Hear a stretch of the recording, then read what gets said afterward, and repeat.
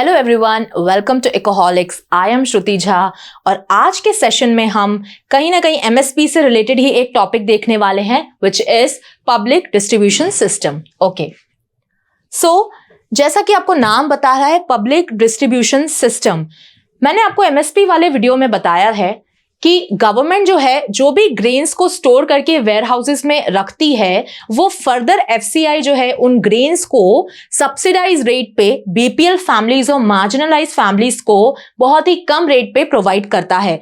उसी कंसेप्ट को हम बोलते हैं पब्लिक डिस्ट्रीब्यूशन सिस्टम। इसकी डेफिनेशन देखते हैं। The public distribution system PDS is a government program aimed at distributing essential commodities at subsidized rate. गेहूं का जो प्राइस है वो ₹2 पर केजी होगा या फिर चावल का जो प्राइस है वो ₹3, ₹4। तो इसी तरीके से जो है वो राशन शॉप्स में आपको रेट्स देखने को मिलते हैं। इससे ज्यादा बहुत कम होता है कि हमको ये रेट्स देखने को मिले। Okay, subsidize rates to low income households. अच्छा, पर्पस क्या है इसका? तो देखिए, सबसे जो मेजर पर्पस है वो तो है फूड सिक्योरिटी और हंगर को जो है वो कम करने के लिए जो भी हमारी मार्जिनलाइज्ड कम्युनिटीज हैं, ऐसी फैमिलीज जो मार्केट प्राइस पे ग्रेन्स को अवेल नहीं कर पा रहे हैं, उनको जो है वो स्टार्वेशन से सफर ना करना पड़े, तो वो ही ऑब्जेक्टिव है पीडीएस का। Okay, to ensure food security, reduce hunger and provide essential goods to marginalized communities. Okay, let's move further. History of PDS. तो देखिए, पब्लिक डिस्ट्रीब्यूशन सिस्टम जो है वो 1960s में आया था during the green revolution. Green revolution हम सबको पता है कि इंडिया के जो हम बोलेंगे कि सेल्फ रिलायंस के केस में कि हम उससे पहले 1960 से पहले कहीं ना कहीं खाना जो है वो बाहर से इंपोर्ट करते थे। ग्रेन्स जो है वो यूएस से आते थे और काफी लो क्वालिटी का जो हमको अनाज है वो यूएस भेजता था। तो हमें काफी ज्यादा नीड थी कि हम एग्रीकल्चर प्रोडक्ट्स में सेल्फ रिलायंट हो, इंडिपेंडेंट हो, हमको किसी दूसरी कंट्री पे डिपेंड ना होना पड़े। तो ग्रीन रेवोल्यूशन एक ऐसा माइलस्टोन था, इस तरीके का स्टेप था इस डायरेक्शन में कि आज तक हम उस चीज का फायदा ले रहे हैं। और ग्रीन रेवोल्यूशन तो हम सभी अपनी प्रेपरेशन जर्नी में पढ़ते ही हैं। तो उसी टाइम पे जो है वो पीडीएस का जो है वो आविष्कार हुआ। ओके, नेक्स्ट, ठीक है, introduced in India in the 1960s during the green revolution, evolution, transition from a welfare approach, very important, transition from welfare approach to a right based approach. Okay, with the NFSA। तो ये जो है वो NFSA which is national food security act 2013 के under जो है वो PDS काम करता है। और इसकी वेलफेयर अप्रोच है कि कितने लोगों का, कितनी ज्यादा low income families, house holds का हम फायदा कर सकें, उनके लिए जो है वो पीडीएस काम करता है। ठीक है, और ये इस एक्ट के अंदर काम कर रहा है। तो कोई और क्लेम भी नहीं कर सकता कि ठीक है यहां से जो है वो कोई भी जो है नेगेटिव पॉइंट उठा सके या फिर कोई बोल सके कि पीडीएस जो है वो क्यों हो रहा है या फिर इतने कम रेट पे, मार्केट वैल्यू पे हम इतना रेट का क्यों खरीदें और बाकी लोग इतने रेट्स का क्यों लें। ओके, नेक्स्ट इज की कंपोनेंट्स ऑफ पीडीएस। तो देखिए, इसमें सबसे इंपॉर्टेंट जो आता है वो आता है हमारा टारगेटेड पब्लिक डिस्ट्रीब्यूशन सिस्टम। तो जैसा कि आपको नेम बता रहा है, टारगेटेड पब्लिक डिस्ट्रीब्यूशन सिस्टम, इसमें एक टारगेट होता है गवर्नमेंट का कि एक सर्टेन इनकम जो है वो सेट कर दी जाती है कि इस इनकम के नीचे जितनी फैमिलीज फॉल कर रही हैं उनको जो है वो इस टारगेटेड पब्लिक डिस्ट्रीब्यूशन सिस्टम के अंडर ग्रेन्स प्रोवाइड किए जाते हैं। So TDPS is an instrument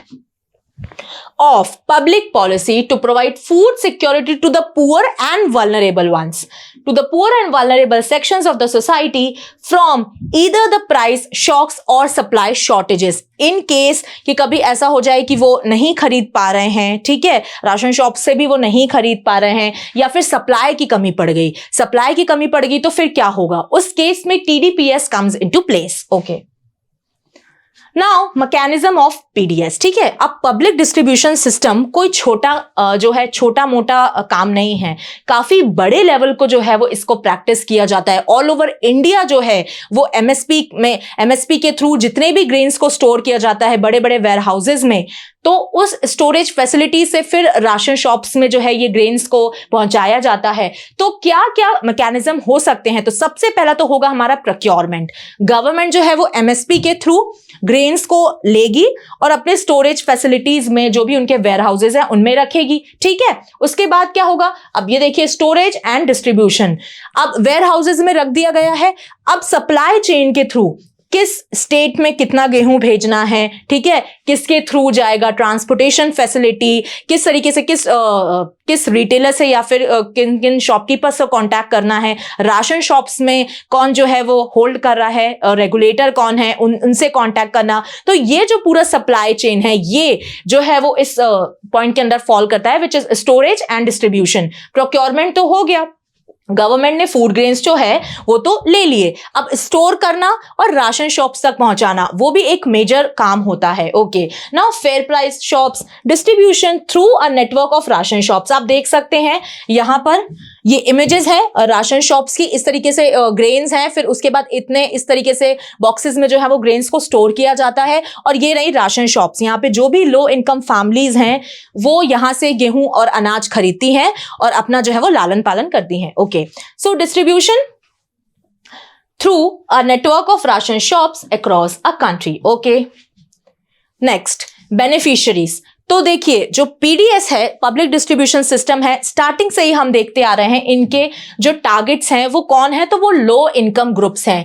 ऐसी फैमिलीज जो हैं जो बीपीएल के अंडर फॉल करती हैं या फिर एक सर्टेन लिमिट के ऊपर उनकी इनकम नहीं जा रही है, तो ऐसी फैमिलीज जो हैं वो इसके अंडर आएंगी और वो ही इससे जो है वो फायदा उठाएंगी। Target groups below poverty line families, Antyodaya families and other vulnerable groups. Okay, what is the eligibility criteria? तो हर एक स्टेट के हिसाब से क्राइटेरिया चेंज होता है, ठीक है। इंडिविजुअल स्टेट्स की जो भी गवर्नमेंट होती है वो ये साथ में बैठ के जो है वो डिसाइड करती हैं कि क्या क्राइटेरिया रखना है, किन किन लोगों के जो है वो राशन कार्ड्स बनाए जाएंगे। और राशन कार्ड्स जो हैं वो ही एक तरीके का आपका आइडेंटिटी कार्ड होता है जो आपको राशन शॉप्स में शो करना होता है, ठीक है। उसमें आपका लिखा रहता है कि ठीक है इतना गेहूं आपने लिया या फिर इस महीने आपने खरीदी करी है, ठीक है। तो इस तरीके से ये प्रोसेस काम करता है। Okay, criteria very by state, typically based on income and socio economic status. Okay, next is impact of PDS. तो देखिए इम्पैक्ट इसका काफी बड़ा हो सकता है। सबसे मेजर इम्पैक्ट की अगर हम बात करें तो वो तो होगा फूड सिक्योरिटी। ओके, क्योंकि गवर्नमेंट लो इनकम फैमिलीज को अनाज प्रोवाइड कर रही है तो उनके पास उतना पैसा नहीं है कि वो मार्केट वैल्यू पे जो है वो ये अनाज खरीद पाए, ठीक है। तो इनकम सिक्योरिटी फूड सिक्योरिटी जो है यहाँ पर प्रैक्टिस की जा रही। तो फूड सिक्योरिटी होना बहुत ज्यादा एक कंट्री के लिए जरूरी है कि आपकी जो पॉपुलेशन है वो स्टार्वेशन से अफेक्ट ना करे, ठीक है। भुखमरी जो है वो आपकी कंट्री में नहीं आनी चाहिए। So food security is very basic concern. Reduction in hunger and mall nutrition rates, end of course हम देखते हैं कि माल न्यूट्रिशन भी जो है वो बहुत एक प्रेवलेंट कंडीशन है इंडिया में। काफी बच्चे ऐसे, इवन औरतें जो प्रेग्नेंट लेडीज होती हैं वो माल न्यूट्रिशन से अफेक्टेड होती हैं। क्यों होती हैं? तो सबसे बेसिक रीजन होता है खान पान। अगर आपकी डाइट अच्छी नहीं है, अगर आप न्यूट्रिशंस जो है वो सही मात्रा में नहीं ले रहे हो तो डेफिनेटली आप अनहेल्दी रहोगे। धीरे धीरे धीरे आपकी बॉडी स्टंटिंग की तरफ जाएगी, धीरे धीरे आपकी बॉडी फ्रजाइल होती जाएगी, वीक होती जाएगी। तो इसीलिए माल न्यूट्रिशन हमारे इंडिया में काफी ज्यादा प्रेवलेंट प्रॉब्लम देखी जाती है, क्योंकि ऐसी पॉपुलेशन हमारे पास बहुत है जिनकी इनकम इतनी अच्छी नहीं है और वो खाना जो है या फिर फूड ग्रेन्स हैं, जो पल्सेस हैं, जो दाल हैं जिनमें प्रोटीन होता है और बाकी चीजें हैं, चावल है, तो डेली का खाना ही उनके लिए अफोर्ड कर पाना काफी मुश्किल होता है। इसलिए फूड सिक्योरिटी के अंदर हंगर और माल न्यूट्रिशन दोनों ही प्रॉब्लम्स को जो है वो क्योर किया जाता है। Okay, economic support provides financial relief to low income households. अब आपको पता है कि एक बेसिक ह्यूमन की नीड होती है रोटी, कपड़ा और मकान। ओके, अगर उनके पास खाना है, अगर उनके माइंड में, बैक ऑफ द माइंड में ये रिलीफ है कि ठीक है अगर हम इतना अर्न कर रहे हैं तो एटलीस्ट हमको खाने में जो है वो ज्यादा स्पेंड करने की जरूरत नहीं है, ठीक है, तो वो ये इंश्योर हो पाते हैं या फिर वो इससे उनको रिलीफ मिलता है कि एटलीस्ट हमको 2 वक्त का खाना तो मिलेगा, ठीक है। तो ये रिलीफ ही उनके लिए काफी होता है। Okay, social equity. Okay, how supports marginalised communities and promotes inclusion. अब आपको पता है कि अगर खाने में कहीं ना कहीं जो है वो डिस्पैरिटी होगी, तो कुछ फैमिलीज जो है वो गवर्नमेंट के तरफ भी जो है वो थोड़ा सा उनको गुस्सा आएगा कि गवर्नमेंट हमारे लिए कुछ कर नहीं रही है। अब हम इस वजह से, हमारी जो कंडीशन है वो हमारी वजह से तो नहीं है, ठीक है। अगर उनके पास जॉब नहीं है या फिर वो स्किल्ड नहीं है, तो एक पूरा प्रोसेस होता है कि किस तरीके से कोई भी अगर ह्यूमन जो है आज जिस कंडीशन में है, जिस सिचुएशन में है, वो एम्प्लॉयड है आइदर अनएम्प्लॉयड है, तो वो पूरा काफी लंबा प्रोसेस होता है। वो एक तरीके से हियरार्की होती है कि आपकी फैमिली में ऐसे सिचुएशंस होंगी तब जाके आप जो हो आज उसकी वजह से हो। तो इसलिए कहीं ना कहीं गवर्नमेंट से एक होप सबको बनी रहती है कि गवर्नमेंट जो है वो हमारे फायदे के बारे में सोचे, और अगर हम इतने सक्षम नहीं है, फाइनेंशियली स्टेबल नहीं है, तो गवर्नमेंट कुछ ना कुछ ऐसा चीज करे कि हम जो है एटलीस्ट इतना तो कर पाए कि खाने को हमारे पास खाना होना चाहिए। तो इससे एक फीलिंग ऑफ इंक्लूजन जो है वो उनके अंदर आती है। Okay, now challenges faced by PDS. देखिए हर जगह पे जो है अगर प्रोज हैं तो कॉन्स भी हैं, एडवांटेजेस हैं तो डिसएडवांटेजेस भी हैं। Similarly every aspect of area has certain amount of challenges. Similarly PDS also have some challenges कि लीकेज का जो है वो असर होता है, ठीक है। अब जो राशन शॉप को रेगुलेट कर रहा है, जो भी बंदा रेगुलेट कर रहा है, अगर वो करप्शन में आ गया, ठीक है, तो गेहूं उसके पास पूरा आया।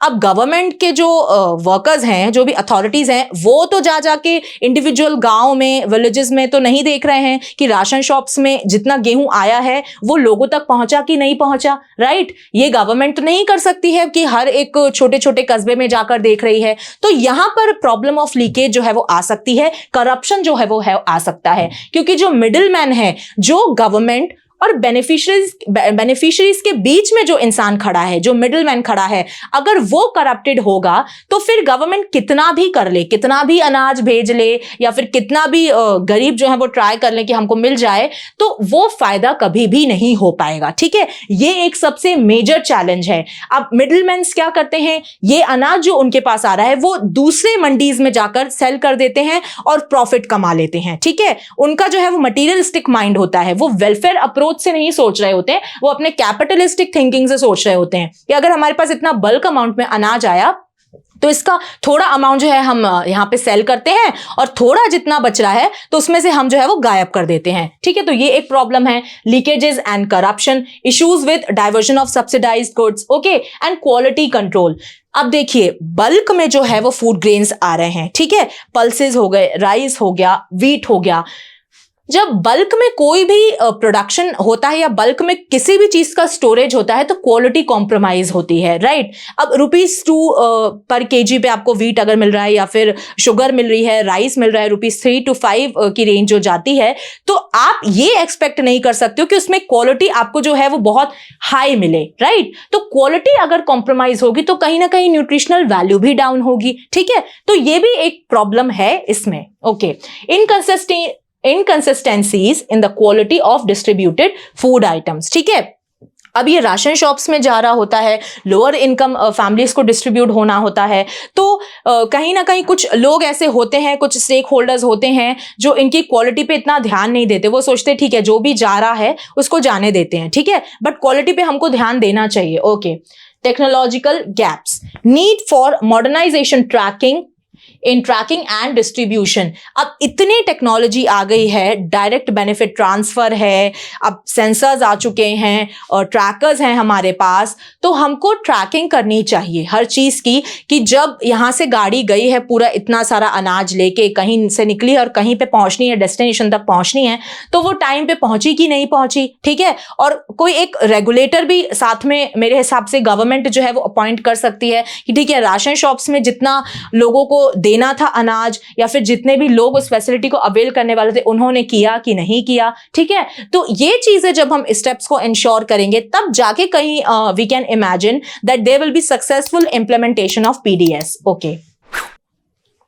Now recent initiatives and reforms, तो देखिए डिजिटल पीडीएस की तरफ काम हो रहा है, जैसे कि introduction of technology for better transparency, okay, example E PDS, जो है वो इसको डिजिटल जो है वो कन्वर्ट कर दिया जाएगा। हर एक स्टेप पे जो है वो गवर्नमेंट की नज़र होगी, तो कहीं भी जो है वो करप्शन के चांसेस या फिर लीकेज के चांसेस या फिर बॉटलनेक्स हों, तो वो चीज़ अब पॉसिबल नहीं है। लूप होल जो है अब हम नहीं छोड़ सकते हैं। Okay, next is DBT, cash